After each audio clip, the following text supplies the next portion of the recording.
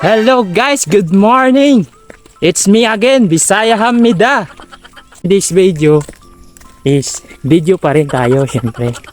So ngayon, naglalakaw kami ngayon dito guys. Kasama ko yung bro ko. Ngayon lang ako nakapaggawa ng video. Gawa ng walang ibang maisip na video. Pabalik-balik lang eh. So ngayon lang nakapag-video ulit. Kasi may kwarta guys, kaya ang kwarta guys, naitao, kami tao, yung kwarta guys. So buti pa yung pera may tao. So yung tao walang pera. Kaya kailangan maghanap ng pera yung tao. Ang daming tubo. Ito yung base ng pinakadabis ng Tinda guys. Negros Oriental Sugarcane. Tinda. Kung makikita mo yung tubuan na yan, ayan, lapad, nakita niyo yan? Hindi akin yan. Sa may-ari yan, hindi sa akin yan. Sige. Sige, salamat. Sige, ang init. So yun, kung makikita nyo, lapit kami sa bundok. Sa buta.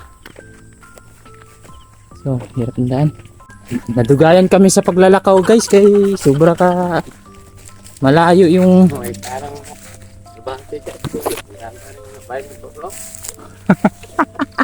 Para kami dito mga rebelde.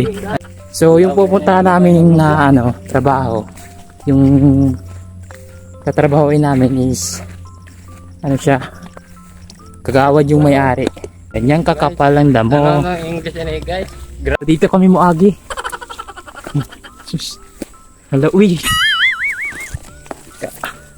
Kalisod ba diri, uy? Hala, kalain ninyo, uy. Hindi diri ako ninyo giagi. Uy. Hala, uy. Hala, ayaw mo diri, uy.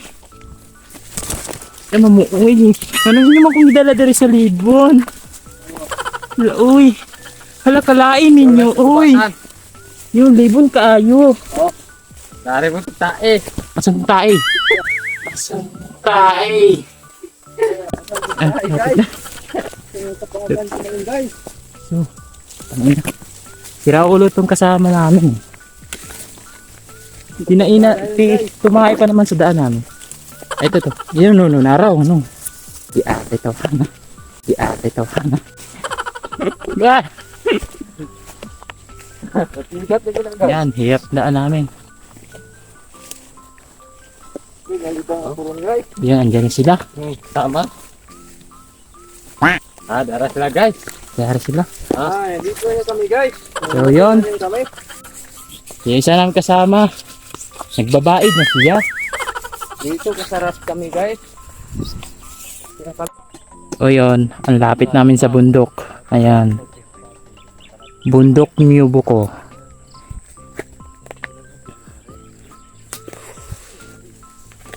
At pagkarating nga namin ay inayos ko na yung mga gamit ko at makabihis na ng damit pang trabaho. At bago magbihis ay tinalian ko muna yung buhok ko kasi sagabal siya sa buhay ko. Dito kami magawa ang vlog ng bata.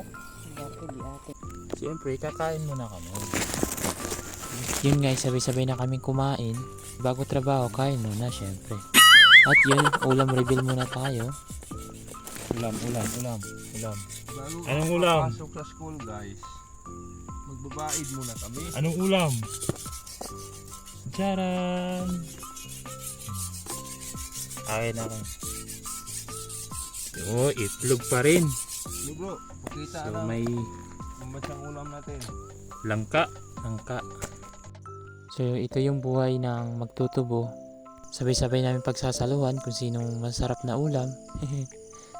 Pero kadalasan lagi lang talagang tuyo. Tuyo is life. At yun, tapos na nga akong kumain. Unti-unti ko na nililigpit yung baon ko. Baka maubos pa kahit tuyo ang ulam. Pag dito sa probinsya, pag mahirap talaga yung pamumuhay mo, everyday tuyo.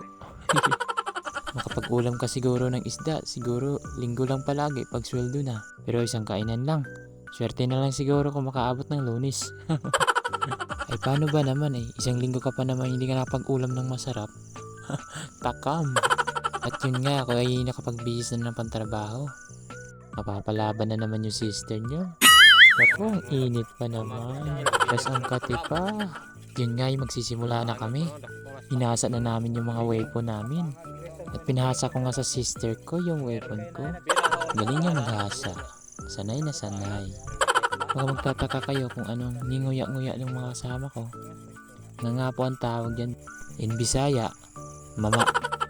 So, dito na lang yung video ko kasi sasabak na kami sa aming trabaho. So, wala makapag-video. Kaya, hanggang dito na lang. Dito mo. So, bye-bye! Bye-bye.